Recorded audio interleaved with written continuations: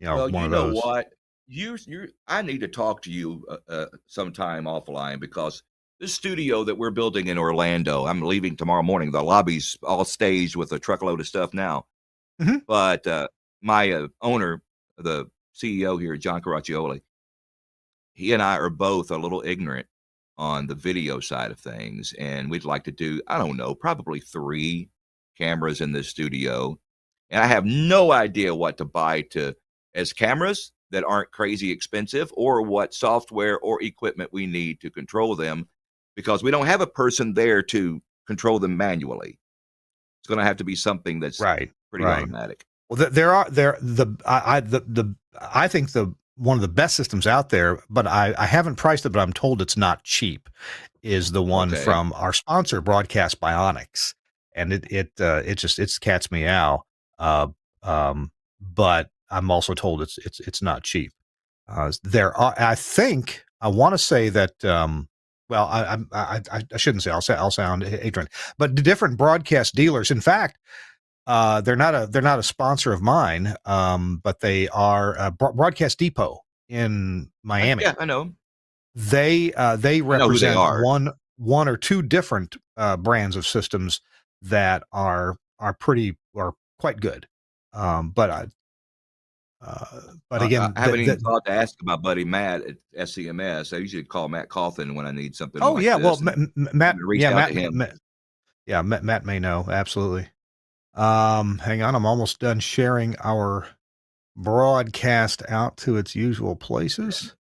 Let me go make one more change.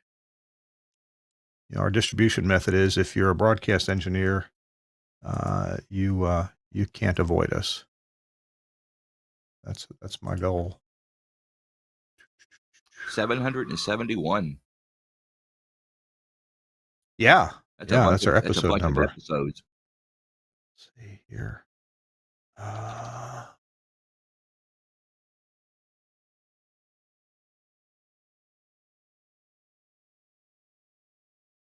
Okay, one more thing to share that.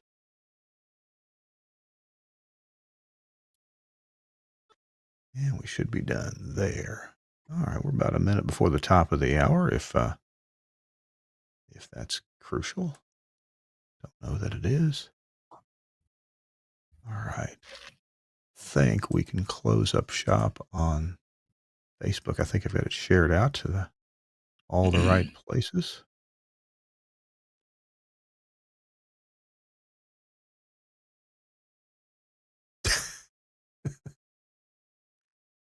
All right.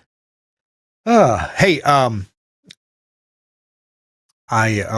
me see if I can get this correct. I don't want to mess the dad joke up because I'm good at that, messing them up. I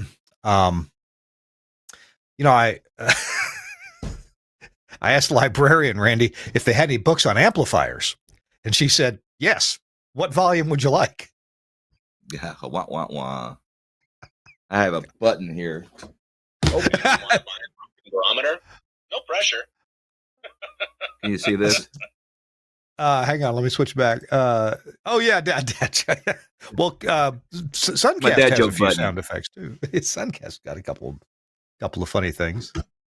I don't know how many's in it. I've not heard them all, but I've heard several of them a few times. Oh my gosh. Just shouldn't. What do you call a man with no arms and no legs lying in front of your door? Matt. Right. Hey, Suncast. Like my pet crow went mute, so I took him to the vet. Unfortunately, it was a lost cause. We're going to do this Randy, for an hour. I just opened my water bill and my electric bill at the same time. What a shocking experience! Wow, that's worse than the button. That was worse than the button. All right, let's before we drive away all of our audience, let's go ahead and get started. Hey everybody, glad you're here. We're going to get started with This Week in Radio Tech with Randy Gardner as our guest, and I have a proposed title, Randy. I've changed it to it was Many Projects Make Busy Hands because you got a lot going on, but I thought of changing it to it's not bragging if you can do it. I saw that on the subject line of your email, and I didn't realize I was bragging. No. You But sent me this huge list of things you got going on or have done yeah. recently, things you want to share. I mean, that's Well, a good thing. You want to share your experience with these things. there's a lot going on, Yeah. and a lot going on in a short period of time this year. If on a personal note, Yeah. I was out. Oh, I had a death in the family. I had surgery on my kidneys. I had surgery on my heart. And so I'm oh, the first half of the year, there was a lot going on. So all of the things that we had planned for this year are now happening in the last 6 months of the year. So it's been pretty well, busy for a while. we'll actually start the show here in just a second. And Suncast, I got to ask you, is my frame rate okay or problematic?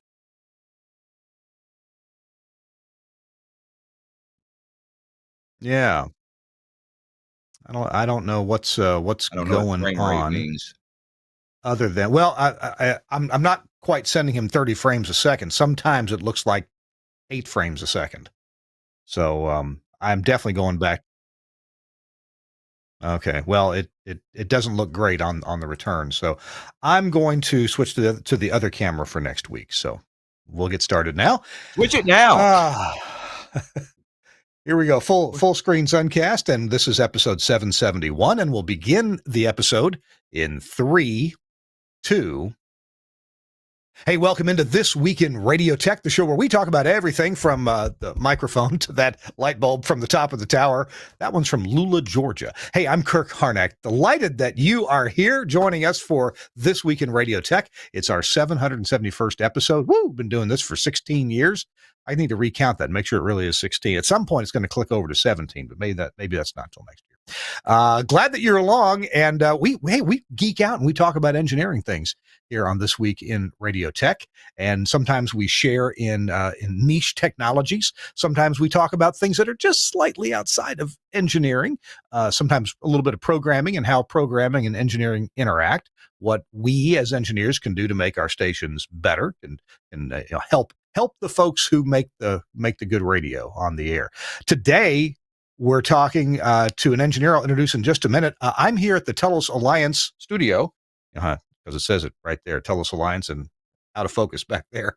And I'm in Nashville, Tennessee, so glad that you're along with that. Beautiful fall day here in Nashville, a little chilly. Chris Tarr, I don't know when he's going to be able to join us. He has been super busy, but Chris Tarr apparently is taking the day off as well. I'm going to see Chris this weekend. So he's popping down here to Nashville, and we're gonna have dinner together. So look forward to seeing Chris. All right, enough about that. Let's get to our guest.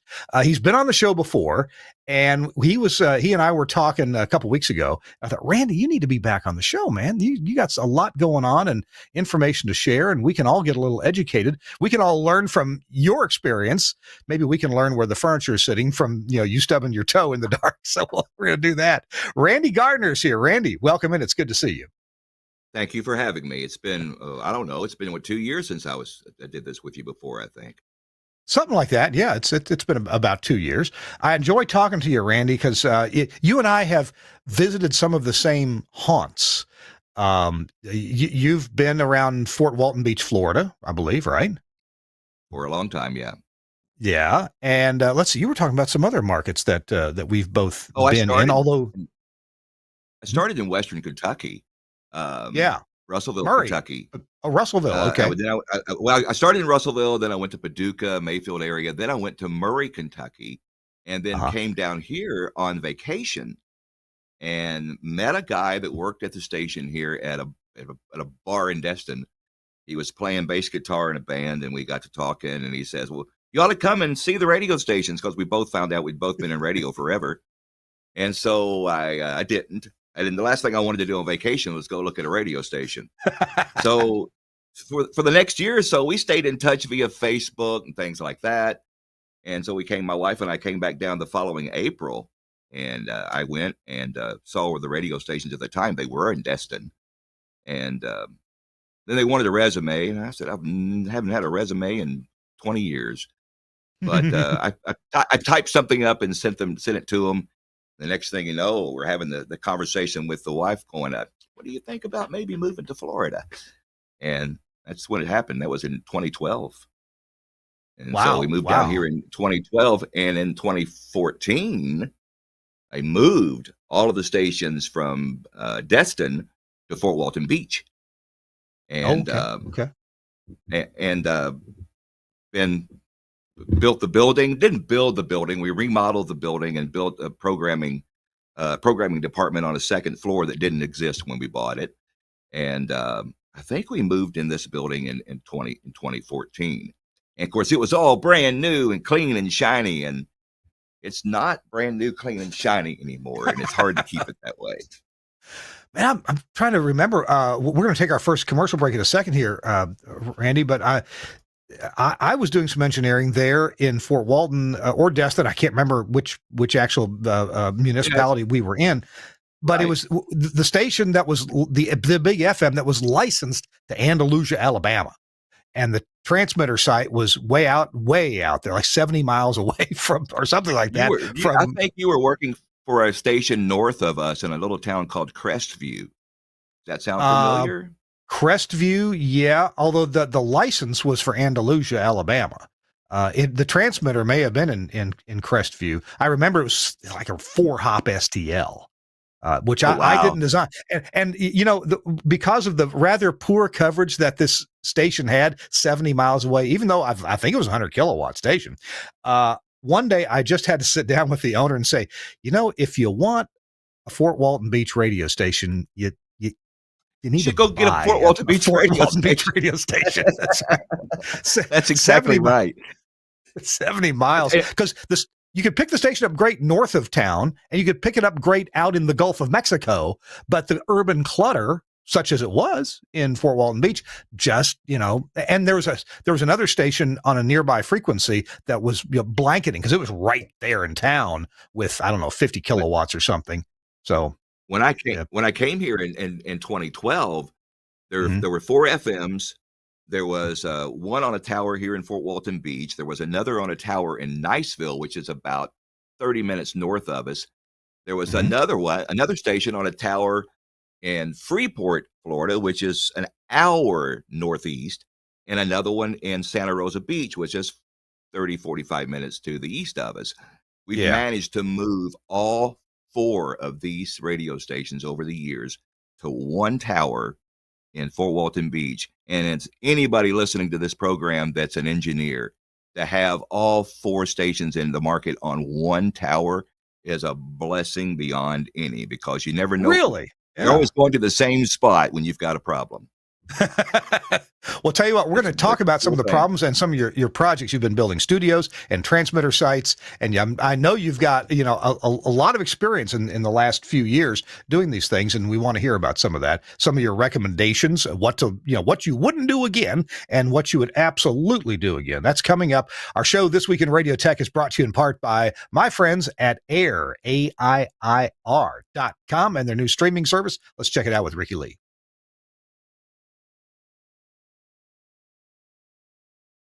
Hey, it's Kirk Harnack, and I'm here with Ricky Lee, the CEO of AIR. Ricky, you guys make a fantastic automation system, but streaming is a really big deal. Tell me about streaming with AIR. It really is. We've got a beautiful streaming platform with an incredible dashboard with fantastic analytics. And you can buy it for just $20 a month. All you can eat. No limits on bandwidth or bit rates.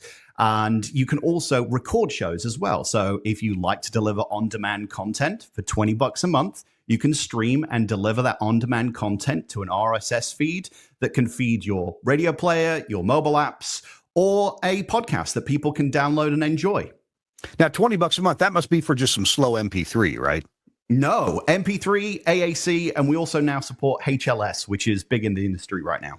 Wow, that's pretty amazing. How do I start to explore or find out more about streaming through AIR? You go to air.com, AIIR.com/streaming. And from there, with a credit card, you can sign up and get started.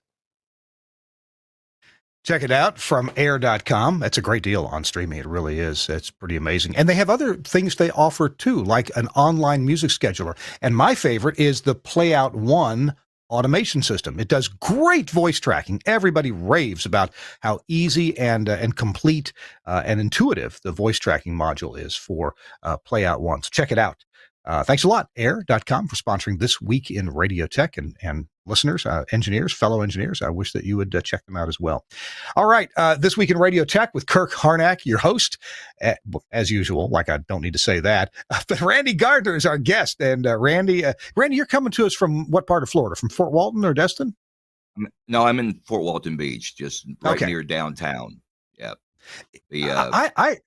I recall that during the peak tourist season, the traffic there was horrendous. Is it still that way? It's worse and worse and worse. And this year is even worse because they're doing construction. There's one artery that comes through all of this area, east to west. It's Highway 98, which is also the name of our country station here.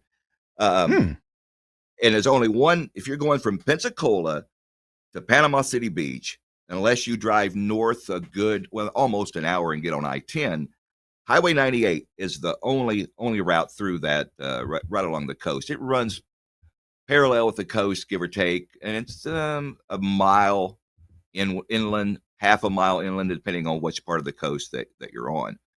So when you leave Fort Walton Beach headed east toward Destin, you go across Okaloosa Island, and there is one bridge that gets you to Okaloosa Island, and that bridge is being rebuilt at the moment. So it's down to one lane or instead of two, and it's blocked for this, that, and the other all the time. Wow. And the road that that our station is on is one of the main arteries coming north down to 98. And so my wife calls me every afternoon during tourist seasons and asks me to look out the window to see how bad tourist traffic is before she goes to work. It's really, really bad this year. And mostly, like I say, it's always bad during tourist season, but the construction here this year has made it a lot worse. Yeah.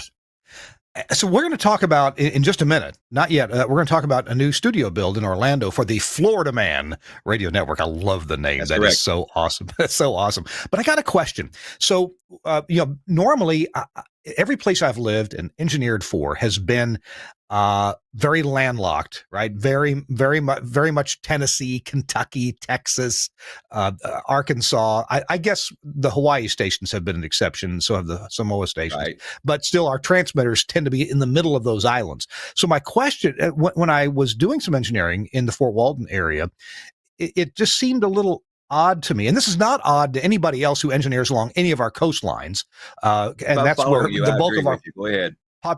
Yeah, it's weird to have a transmitter cover a big area. You've got a lot of flat land there, a big area, and nobody lives in half of it because there's water. Well, that's not what. Yeah, okay, that's exactly what I thought you were going to say. Our tower is a 500-foot stick.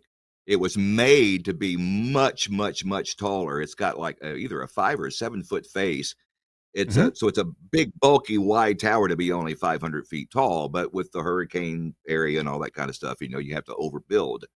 And the terrain here is so flat that 500 feet in this area will do remarkably well. But I've never understood why build that tower about 3/4 of a mile from the coast, because half of that signal is wasted in the water. But we're not alone. Our big competitor here in town has 2 towers on the same area, like I say, about a half a mile, 3/4 a mile away from the water. And I've been out on the water a few times since we've lived here, and it does great out there. You can carry it for miles. Yeah, just not a lot of potential for income out there, but the signal's great. Oh, gee. And the other tricky part about being on this close to the water is STLs. 950 STLs will do some of the weirdest things. They'll work great all year. And then like there's an area, it's almost like allergies for STLs. At a certain time every year, at a certain time of the day, just gone. And there's not a thing in the world you can do about it. And as an engineer, that's the worst part in the world, because everybody's looking at you to go fix it. And you're just like, all we can do is wait. Yeah. Nothing at all. Yeah. Well, compared to 20, 30, well, even 10 years ago, we have a lot of IP options now. Not that that's always perfect, but if you have more than one IP path between 2 sites, you can look at some really serious uptime if you have 2 or 3 different ways to get the IP there. Right, Whereas with right, right. 950, you could have diverse receiving antennas. There were systems for that. I worked at a station that had that, and it was necessary Right. because 20 miles of the hop was over the Mississippi River. It just happened to follow. I mean, as Oh, curvy as the Mississippi is, right. 20 miles of it was right over the Mississippi River. Yeah, the digital options we're using now, even between the tower is a quarter mile from the studios. Oh, wow. Um, Hmm. so I've got my 950s turned down as low as they'll go, and but actually had to raise the receiving antenna when we moved the stations over here because some of the trees right next to the studios. I had to get that shot over top of those. Hmm. But we're using both now, like you say. But I got to tell you, if everything's right, I guess I'm old school, but I do still love the 950 and the real time audio you get out of it, and so do the Oh, yeah, jocks sure, because they can sure. Yeah, have their headphones on and hear processed audio, man. I hear you. I hear you. There's benefits there, and there's ways There around really it is. too. But there's also benefits to being absolutely, analog live on air. Hey, let's talk about this Florida Man Radio Network. Okay, the name is pretty funny because we hear all these stories, Florida Man, and then it's something absolutely crazy. So, what's this network about? Well, the station was here before I came back. We haven't even Mhm. really talked about that, but I built these and then went away, and then the place sold, and I reached out to the current owner, and I was like, "Hey, I don't know you, you don't know me, but I'd like to help if I can. I know where every bone and every body is buried around that place." And he was like, "That'd be great." So next thing you know, he's calling for codes to the generator or whatever to help him. That relationship ended up with me moving back down here. And Florida Man existed at the time. It Mm. originated in Orlando with some stations that we owned at the time in Orlando. It was a brainchild of 2 or 3 people that worked for the company. And you're always hearing some news story about a Florida man was arrested last week. He robbed an Arby's naked, and whatever the Right. case may be. And Exactly. so we had some really good talent in Orlando that's still with us on Florida Man. The Orlando market went away as far as our ownership was concerned, but we were already simulcasting that here in Fort Walton Beach. So we kept the Florida Man brand and the shows and staff on air staff for the most part. And now we have bought a 4 station group in Panama City Beach, and we've added one of those signals to the Florida Man network. And can't tell you all the details, but we have had to say that at least once in this interview. We have plans to expand that more, and especially across the Panhandle. Florida Man Radio, the short definition, is a conservative talk radio station with a lot of local talent as well as some syndicated shows with a bit more juvenile fart jokes approach than most of the syndicated talk shows that you hear. Um, it's very entertaining.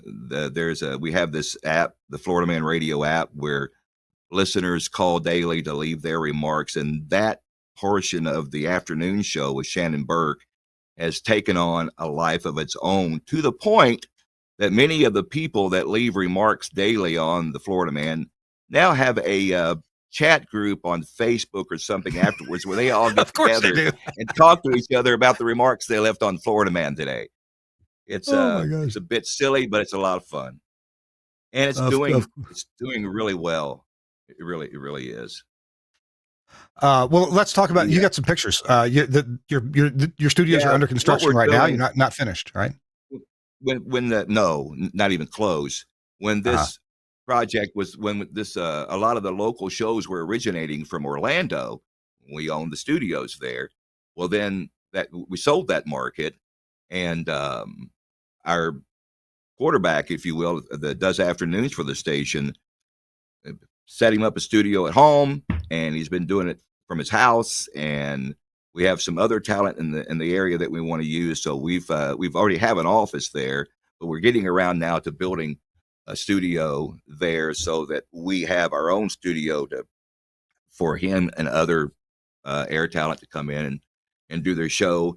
And we're putting in, of course, we'll have an IP link between there and Fort Walton Beach. We're also putting in a Comrex access because he does other interviews with other markets sometimes that we use the Comrex for, and even a third device that I've got planned to be a backup for either of those. I don't see making a 950 shot from Orlando to Fort Walton Beach. I don't see that working out for us at all. Yeah.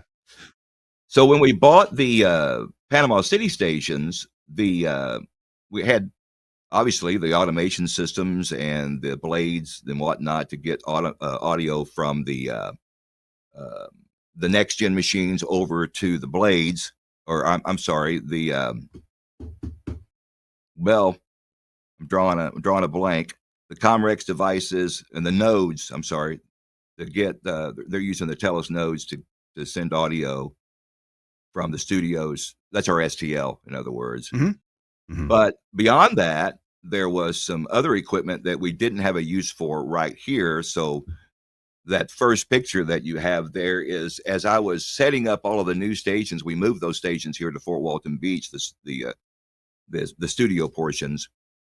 And so started putting stuff in a pile that we could build our Orlando studio with. So that's what project we started this project about 3 weeks ago, and we're going to hit it hard again starting Monday. Well, let's take a quick look at some of these pictures. If Suncast can toss some of them on screen for us.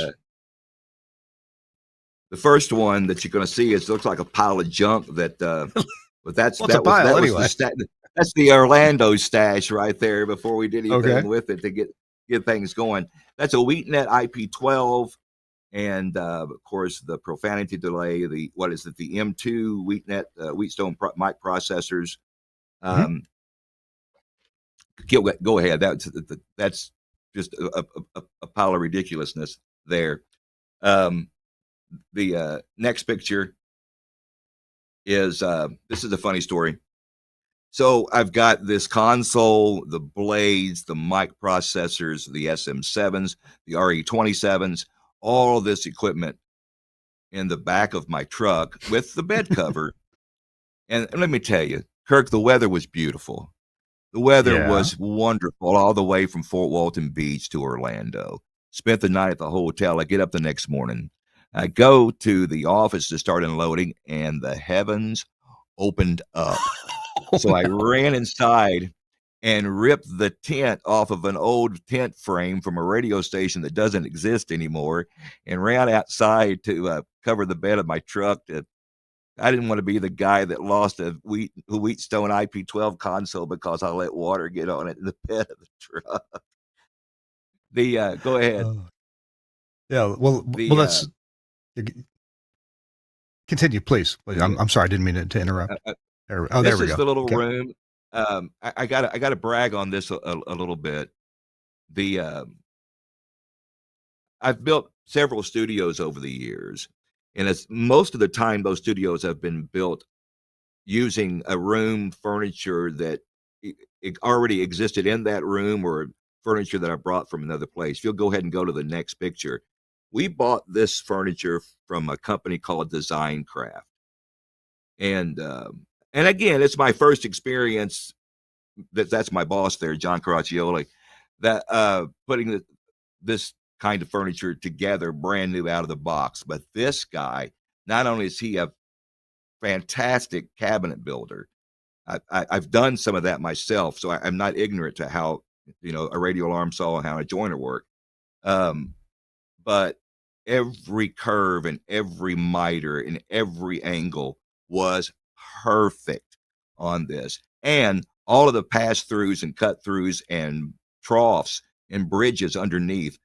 You bring all the cabling down through the wall there where it meets the wall on the left side of the picture, and the trough goes all the way around. And where the door is on the front of the picture there's a rack on the other side, an equipment rack. Mhm. I can't remember the guy's name. I think it was Ray something, but reach out to me if you're. There's other people that do it, and there may be other people that do it just as good or better.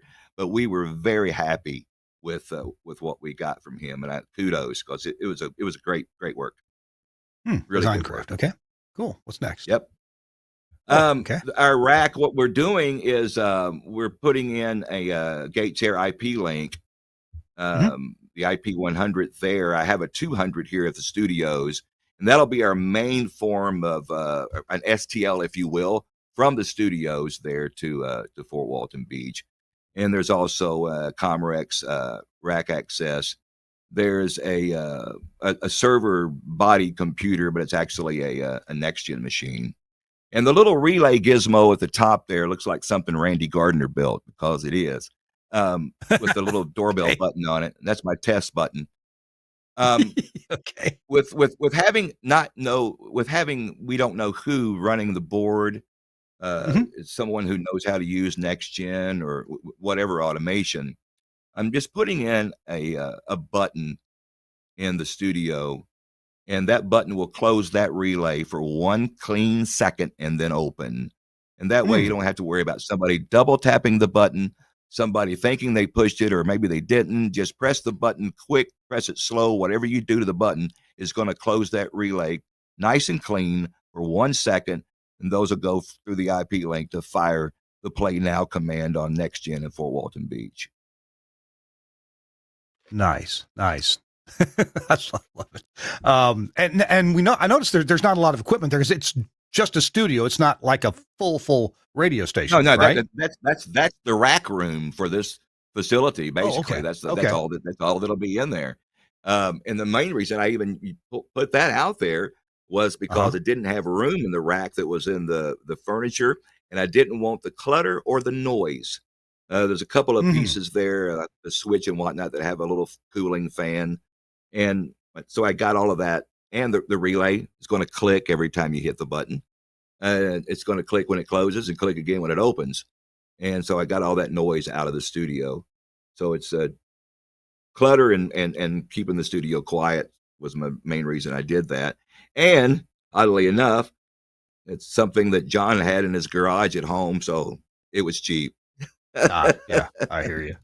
Hey, we're talking to Randy Gardner. Randy is the director of engineering for JVC Broadcasting, and he's mostly in Florida, but they are in other markets as well. We'll hear more about that. And I want to see, there's some interesting photos coming up of a transmitter site refurbishment, and I want him to explain that. He's got some great planning with floor plan layouts that I'm interested in hearing, just how that worked out for Randy. It's This Week in Radio Tech. I'm Kirk Harnack, and our show is brought to you in part by Broadcast Bionics. And one of the just clever, I mean, better than clever, it's just it's in a way, it's groundbreaking, the virtual rack from Broadcast Bionics.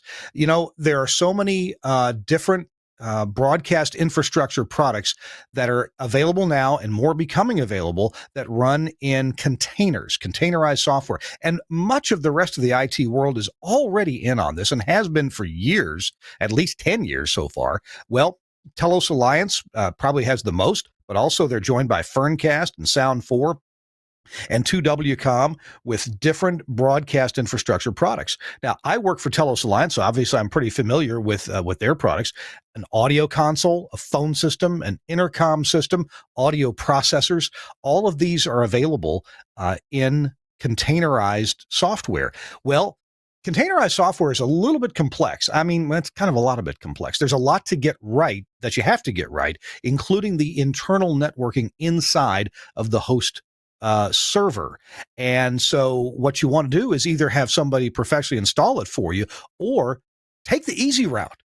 Get the virtual rack from Broadcast Bionics, because what they've done is they've made it all they've put all this hard work under the hood that you don't have to deal with. If you don't know about Linux, if you don't know about containers, you don't have to learn those things. You get Virtual Rack, you spin it up, you browse into it, you choose the applications that you need to run, like an audio console or a phone system, or a Forza FM or streaming audio processor. And you tell it to stream to spin those up. It downloads them from the respective manufacturers and runs them. You give it the IP address that you want it to have, and by golly, it just spins up and works. Now you still need to license that product from its individual manufacturers, right? The virtual rack is kind of magic, but it's not that magic. You still got to pay for what you want to use.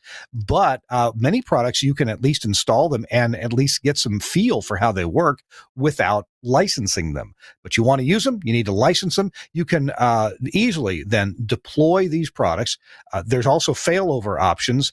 And I've gotten a demo of this a couple times now, both at the Telos Alliance headquarters from Dan McQuillan with Broadcast Bionics and at an NAB show. Look at this, there are 3 different videos on this webpage. We'll have a link to the webpage in our show notes. You can go to bionics.co.uk or bionic.radio, and get to this page for the virtual rack. Dan McQuillan will explain it to you very thoroughly. There's a couple different sizes of virtual rack, and that determines how many appliances or how many infrastructure products you can run in them. This sounds very forward thinking, and by golly, it is. It's really amazing. By the way, we had our engineers at Telos Alliance look at what Bionics is doing with Virtual Rack, and we were impressed. We thought, wow, this is a simplified way to properly deploy containerized software. So the Bionics crew has done a fabulous job. And of course, they update the software, they keep improving it, but it is just amazing what it will do. So consider this for your next build or next replacement. You need broadcast products, broadcast infrastructure products. You can get them, put them in a rack, have redundancy if you want to pay for redundancy, and do this in a lot less rack space, a lot less heat generation, and a lot more control locally or remotely. Check it out from Broadcast Bionics at bionic.radio or bionics.co.uk. Again, there's links in the show notes. All right. Hey, Randy, we're talking to Randy Gardner. He is with JVC Broadcasting. Randy, what various markets would I find JVC Broadcasting? I hear you guys just are expanding here and there. Right now, Fort Walton Beach, Panama City Beach, and Long Island, New York. Oh, okay. Kind of a cool. Another shot you won't make with 950. No, you can do it with IP. but that, yeah. Let's talk about this RF project, this transmitter facility. Well, I don't know if you remember or not, but the last time that you and I talked on the show, you were commenting on how I always had plans drawn for everything. And if you go ahead and open that folder, the first picture, I do this for several reasons. Number one is, that's actually to scale. Each one of the little gray boxes is 12 inches. That's the 12-inch floor tile that's in the building. Even the short ones on the side are exactly like the floor tile is in the building and at the upper end.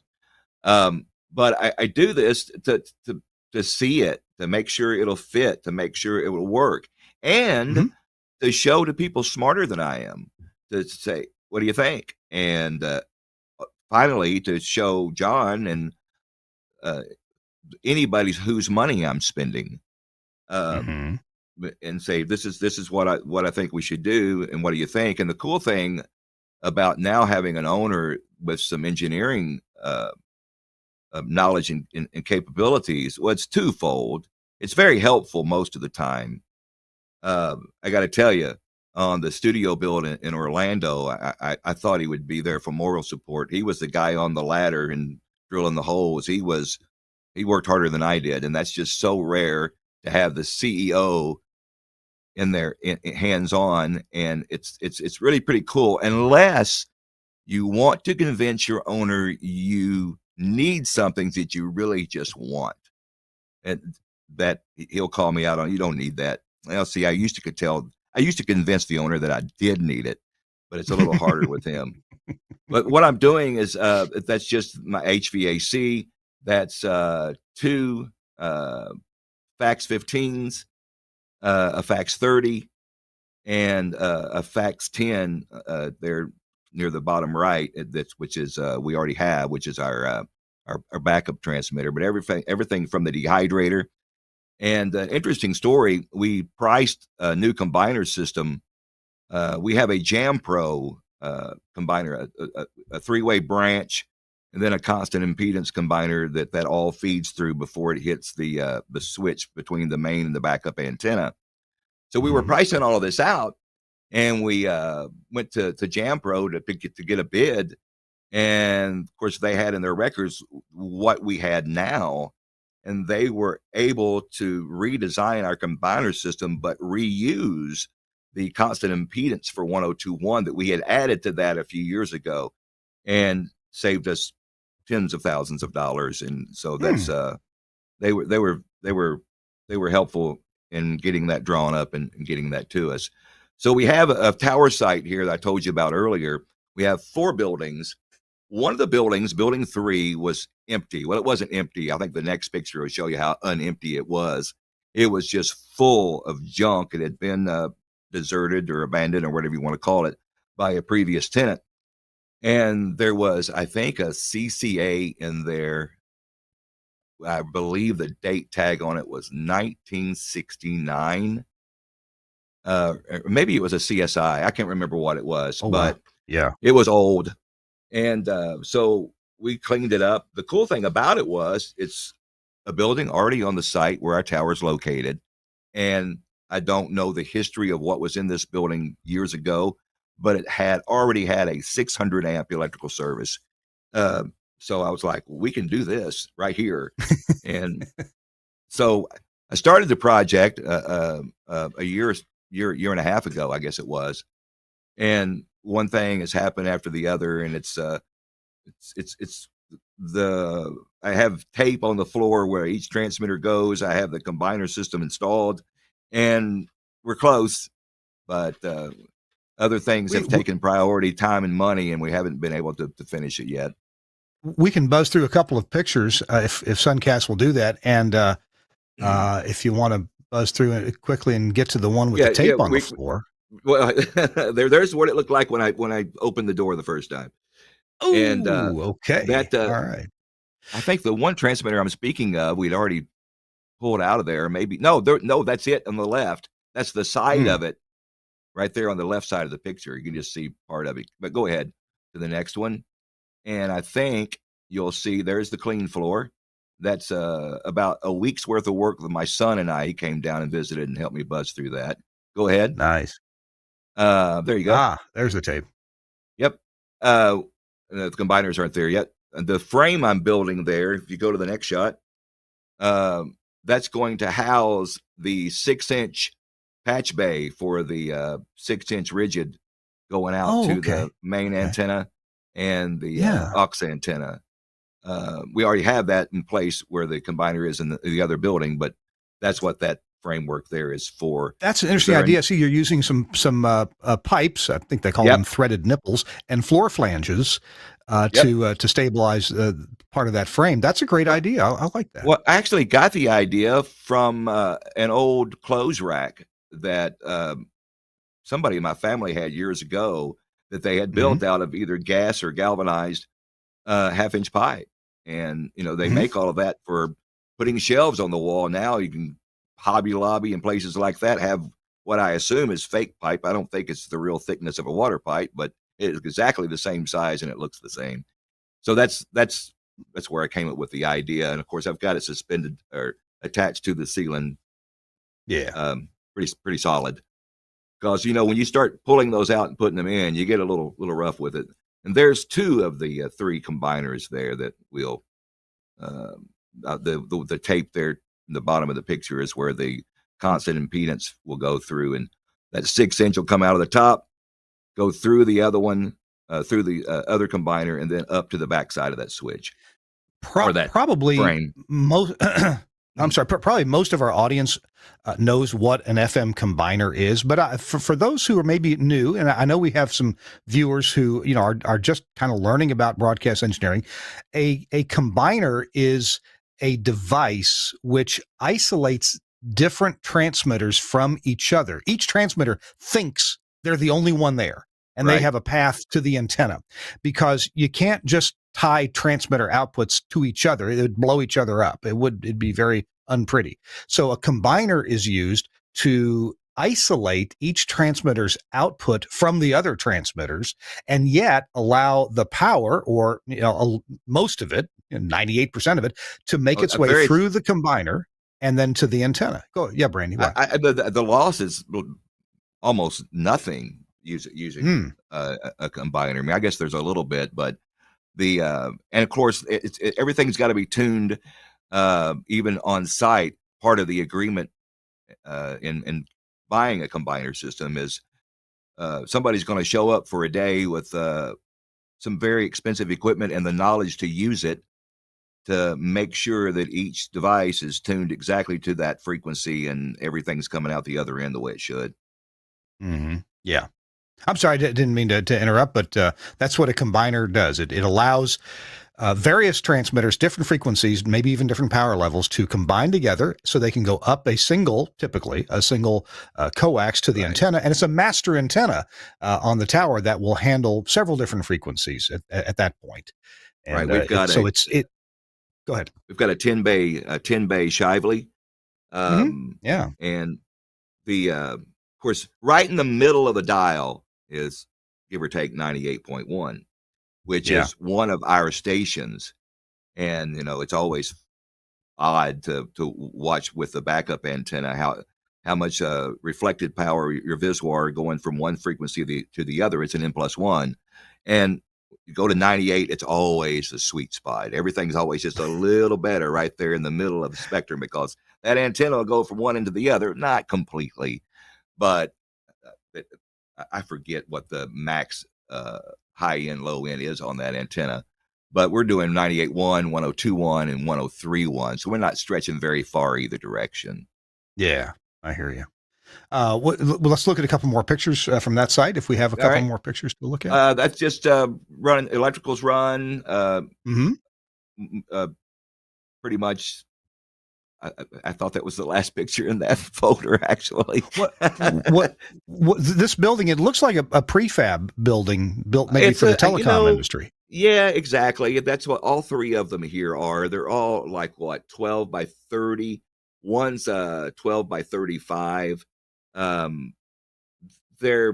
Some have a concrete floor. Others have wood on a concrete slab. They're all a little bit different, but basically they're all the same, and they're grounded like crazy. Even the miter joints on the door frames have a jumper going from one side to the other.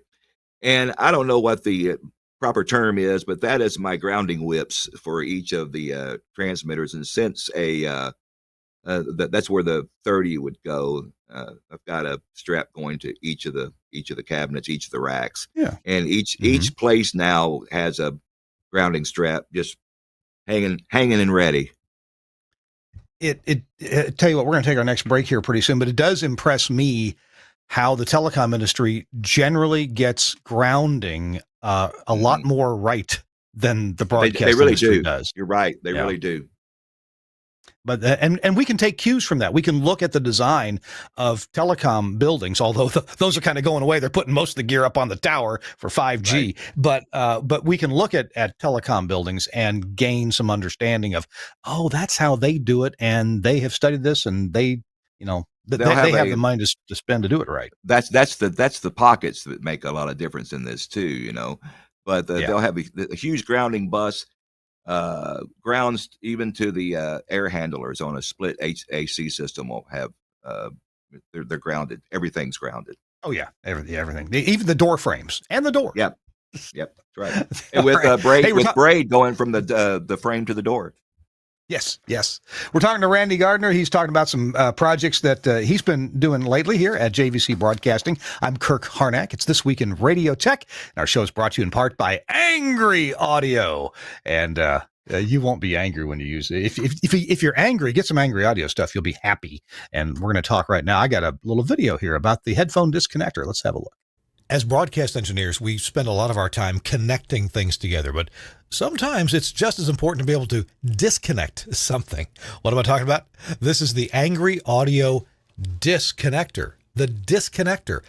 So here you have something that you just put in series with your headphones, with your Talents headphones. Now, this is available in the 1/4-inch tip ring sleeve size, as you see here. Also available in the 3.5 millimeter size, and you can even mix and match inputs and outputs. The point is, this is what's in the middle. This is the disconnector. So you have a talent that forgets to take their headphones off. They get up, they start to walk away, and boop, look at that. No more damage to the connectors that you normally use. No more damage to the headphone jack on the audio console or under the furniture. Oh, look, it just went back together, and I wasn't even trying. It's magnetic.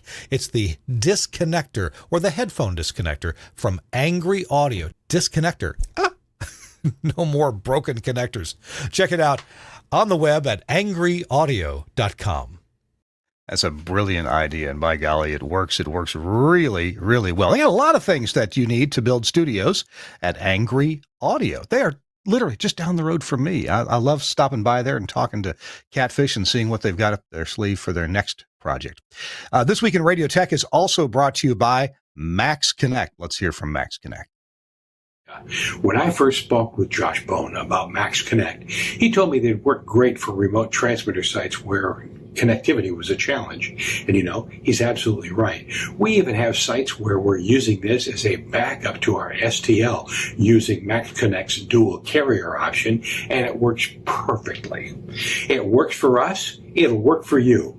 Max Connect. Gary's right. Hundreds of broadcasters are using Max Connect wireless 4G LTE modems to get reliable internet data to their transmitter sites and the remote broadcasts. MaxConnect.com. Check it out. And thanks so much to Josh Bone for having the vision and the negotiating skills and the persistence to put this whole thing together. It's a real benefit for broadcasters. Thank you, Josh. Indeed, Max Connect Wireless. They've long been a sponsor of this show, and that's one reason why I appreciate them. Josh Bone's a great guy, and he has put together a terrific organization. In fact, Adam Robinson, one of his engineers, is going to be our guest on the show here in the next few weeks. So stay tuned for that. Max Connect and Max Connect Wireless. You can check out all their offerings, their hardware, their audio, their services, including Max Connect Wireless at Max Connect. I know it's spelled funny. There's a link in the show notes. MaxConnect.com. Check it out. And we appreciate them sponsoring This Week in Radio Tech.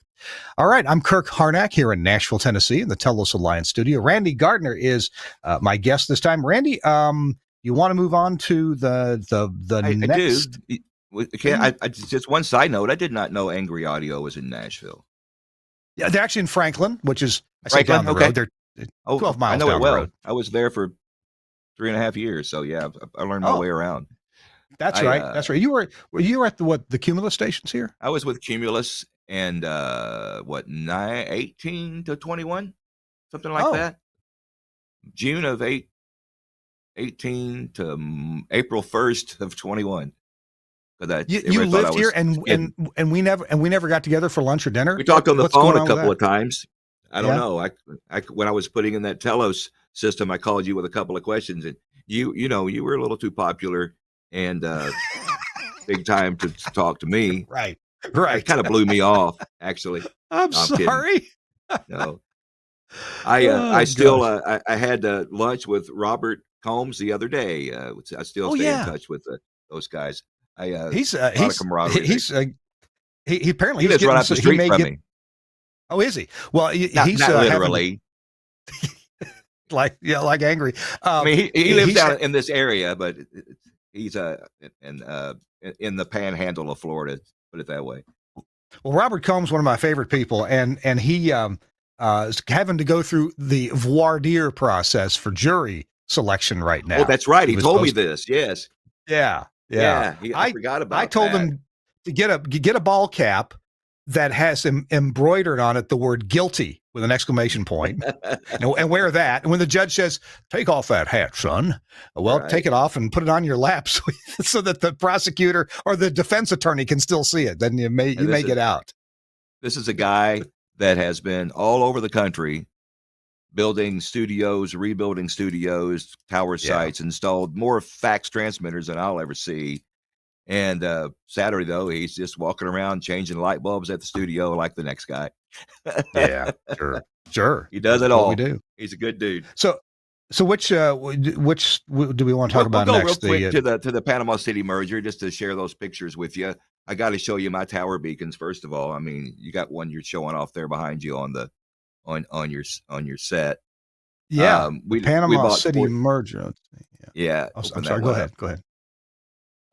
This is the rack where all of our audio switching, and if you'll notice, that's broadcast tools, audio switching. And then if you'll go to the next picture, this is what happened to that area after we merged with the Panama City stations. I've got 4 next gen machines, and I call this my hodgepodge of audio because it's everything from broadcast tools, analog to WheatNet blades. They're all living together in the same rack. Ironically, 3 of those automation machines have the WheatNet card, and one still has an audio science card. Cats and dogs living together. That's exactly what that is, and they're all getting along pretty good. And like I mentioned this to you earlier, when we purchased Panama City, I was excited about this. Anytime that your company's growing, it's it's exciting. It's a bit of a jolt in the motivation and attitude. But there's always so many unknowns. You don't know what works, what doesn't, what workarounds they had. But with this particular purchase, Jeff Baxter, who is their engineer there, and Stephen Griggs, we call him Sketch, was their IT guy. And I got to keep both of those people in the company. So all of those unknowns, even down to passwords and usernames and a program from WheatNet that I'd never even seen before or even didn't know what it even did. All of that mystery went away because the people who had built it and had been taking care of it for the last few years were one on my left and one on my right. And it really went flawlessly as a project as flawlessly as a project like that can go. I mean, anytime you've got that much stuff going on, there's going to be a little bug here and there, and we had a few. Don't get me wrong, but I couldn't imagine it going any better. It's just try to surround myself with people smarter than I am, I guess. But it really went well, and it's all going well. We've made some programming changes, which I was involved with making them happen, but not so much in the idea process, but maybe a little bit here and there. But we're making some positive changes there. They're using the Telos nodes for the STL for 3 of the 4. Well, 2 of the 4. We've got one of the processors with the node built in, and then we're using the Comrex a brick. I think it's a brick 3 on the talk station. But again, a hodgepodge of technology and vintage of equipment. But so far, knock on wood, everything's working pretty good. And the next picture I think is, I'm kind of jumping to it in my head, but there's my beacons. Funny, I love it. Funny story. I think, but I'm a nerd. I wanted to make them flash, and there's just an LED puck in the bottom and top of each one, so I didn't need a flasher module. So I went on eBay and bought a little 555 chip circuit from a guy building parts for model railroading, and I bought that about a month when I moved back down here in 21. It's been flashing 41 times a second with a mechanical automotive relay. Click, click, click, click. It drives some people crazy. Jeff, the engineer from Panama City, didn't like it at all. It was just driving him insane. But it's been clicking like that now for 3.5, 4 years. Once in a while, the guy from eBay that I bought it from will send me a message asking me if it's still working. That's pretty funny. All right. The other folder I sent you pictures of is still pretty much the combining everything from Panama City, but we skipped number 3. Let's go back to folder number 3. The third folder. Okay. Yeah. This is a jump into that one. We had a big room here that we had originally built to do like acoustic live performances in.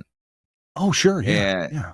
so it was getting used less and less. And we have people coming in every week to record talk shows for Florida Man Radio and other stations. We have one show called Emerald Coast Weekly where the president of the chamber comes in each week. And we have 4 different guests every week that he interviews for the show that airs on the weekend. So I know we're running out of time. We'll skip through this. I'm just really kind of proud of this because this is a stick build. This was not a design craft piece of furniture, which it doesn't look that professional either, but it went pretty good. So again, I drew it out, drew a couple of options, and asked the talent and other people which idea they like best. This is the one we came up with. So if you'll go to the next one, actually stick build a piece of furniture to serve as the cabinetry, if you will, for the console. Go ahead and go to the next one, and you'll just kind of see it taking shape. Keep going to the next one. So there's pretty much the finished project. And then I tried my hand. I'm not a really good painter, but I did some stencils, and that's my attempt at a barnwood finish. That looks good. I like it. And then I like it. Keep going. And the fact that this furniture crosses a step. You can't buy that at the office store. That took a little bit, so I just did a little dry brushing, and then I covered it with epoxy. And have you ever done that? No, that is not easy. I did a flag and a mic and some stenciling and stuff around it, and how custom cool is that? Well, it's not perfect, but by golly, nobody else has got one like it. Right. Oh, I love it. And it was all built with just stuff that it's an old M60 series console. I think that's in the next picture. One more. I'm sorry. That's some LED lights. You really can't tell, but one of the old Audio Arts analog consoles. But again, as we move forward, nice. I've got a DMX console that I plan to put in there and start converting the Fort Walton Beach plant to digital, to WheatNet. Yeah. I'm sorry I have to do that to you, but that's what we had. No, that's you continue what you that's best thing to do. You use what you know and what you have. And of course, at the other end of this thing, it looks like you have a bar. Did you do an EQ check on the bar? I haven't gotten that finished yet, but what was odd is those guys that were sitting there in the picture, they do a real estate show every Saturday. And I told them my plans and showed them the picture. The next week, they came in with a great big box with wine and vodka and all this kind of stuff. I said, no, not yet. It's coffee bar. But anyway, we're having fun with it. Bar. Okay. Hey, I'm sure it'll be more than that. We're talking to Randy Gardner from the Florida Panhandle, Fort Walton Beach area, and about studios and stuff. Tell you what, Randy, we're going to take our last quick break here, and when we come back, if you got a little more story to tell, great. And then we're going to be looking for a tip of the week because you've done so many things. Is there any overriding things you've learned, or any little tips and tricks you've learned that you'd like to pass on to other engineers that have helped you to be successful and muddle through these projects and get through them quite successfully? Our show, This Week in Radio Tech is brought to you in part by Broadcasters General Store, and they represent, of course, lots of different lines of equipment, including Innovonics. And Innovonics makes a product that I'm excited to tell you about because I own one of these myself, and that is the Sophia 568.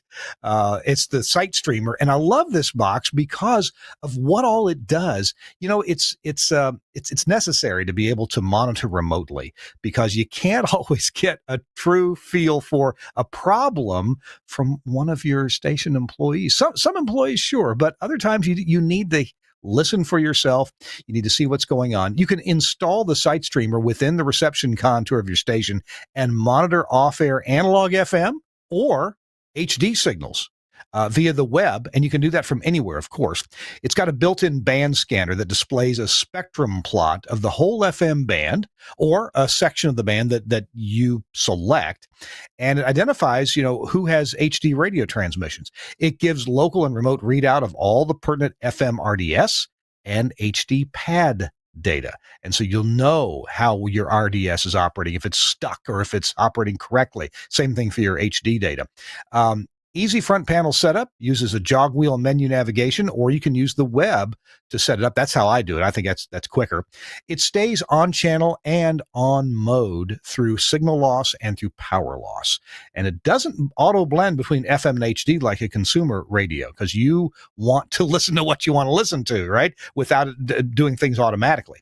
Front panel alarms or rear panel tallies indicate audio loss, low signal, RDS errors, and HD reception loss. And there's a split mode for monitoring the audio if you want to set up your timing between your FM and your HD1. I used that in Hawaii when I set up mine, and it worked great. It was easy to get it right spot on. There are free firmware updates easily available.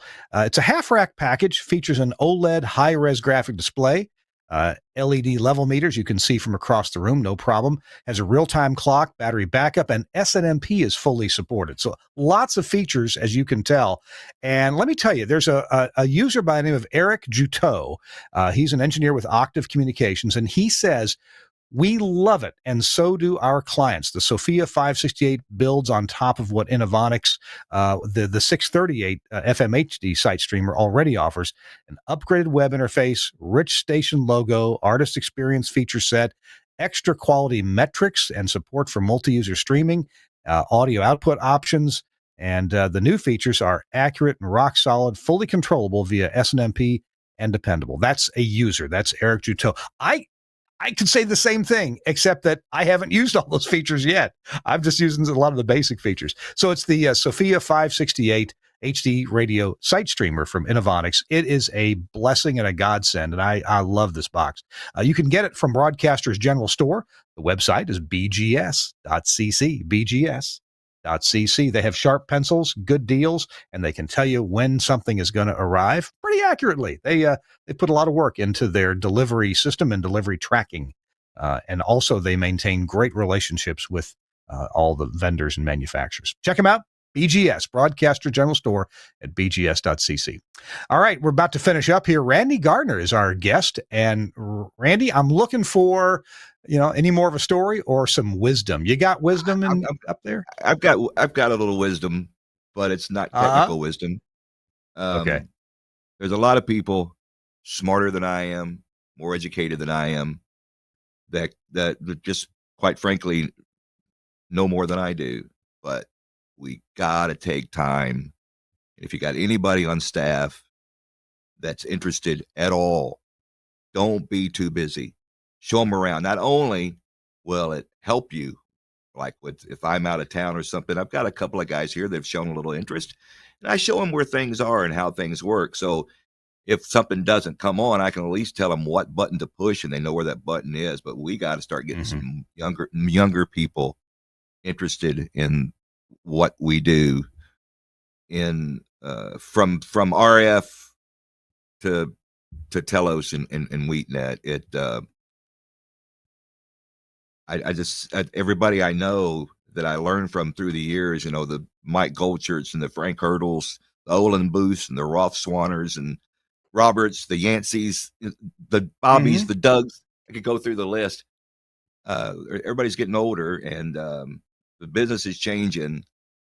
But it's just I don't see a lot of young people getting into the technical side of it. The IT side, yes, and I see more and more IT people getting pushed in to the RF side and the audio side, and it's not as dangerous as it used to be, depending on what vintage of equipment you have. But Sure. Yeah. True. they can get hurt, and that's my words of wisdom. Well, Take time to talk to them. Yeah. Good point. There are different industries where outsiders seem to sometimes get a little rebuffed coming in. And a good example of that people in aviation have complained about for years is, let's say a young person is interested in learning how to fly and he goes to his local airport and there's some, old hangar talkers, forget the right word, but some guys hanging around the hangar and they're playing checkers or something and they're having some talk about flying, and they almost rebuff the new person coming in. And we got to watch your attitude. If somebody's interested, by golly, let's help them. Let's show them the way. Well, and I will say most of the people I have worked with, I've followed a lot of people around over the years, starting back in 1980, believe it or not. Been doing this 45 years. Not that wasn't always just the engineer or even the assistant engineer. I mean, I was on the air for years, this, that, and the other. I managed and I've done it all. But I always liked the technical side. That was always my favorite part. And of course, there was that time when if something was off the air, you'd get in the car, you'd crank it up, you'd floor it, and the sky is falling, we're off the air. And I've calmed down from that just a little bit. But I've always been fortunate, with one or two exceptions, that they were happy to answer questions and share knowledge. There's always one or two. But my point, I guess the point I'm trying to make is, you're right about the airport metaphor, but most people I've met in broadcast engineering are pretty nice people. And they like to share their stories, but they like to share it with somebody else in the same profession. And the generation gap between someone like me, 61 years old, versus someone just getting into the workforce that's 19 or 20, there's some bridges to hop there, but still try to take time and just show them the basics of how things work if they're interested. And I think that's how I got here, and hopefully that'll bring some more into the profession. I mean, JVC Broadcasting is looking for people left and right in almost every department. That in every department, in one market or another, we're looking for radio people who know radio, people who like radio, mostly people who love the business. Call us, or email us, or whatever. We'll put a link to the HR department or wherever your listings are in our show notes. We've got an email address for that. Yes. Okay, good deal. Randy, we got to go, man. Thank you for joining us for an hour, for preparing all those pictures. I'm sorry we didn't get to all of them, but we probably got to 70% of them anyway. And really appreciate you sharing your knowledge with us here on TWiRT. I had a good time. Thanks for having me. We'll do it again someday. All right, sounds good. Randy Gardner's been our guest. He's the Director of Engineering for JVC Broadcasting. Big thanks to Suncast, always on the ball, getting our production together. Thanks very much, Suncast. And we got to go. So we'll see you next week on This Week in Radio Tech. Bye-bye.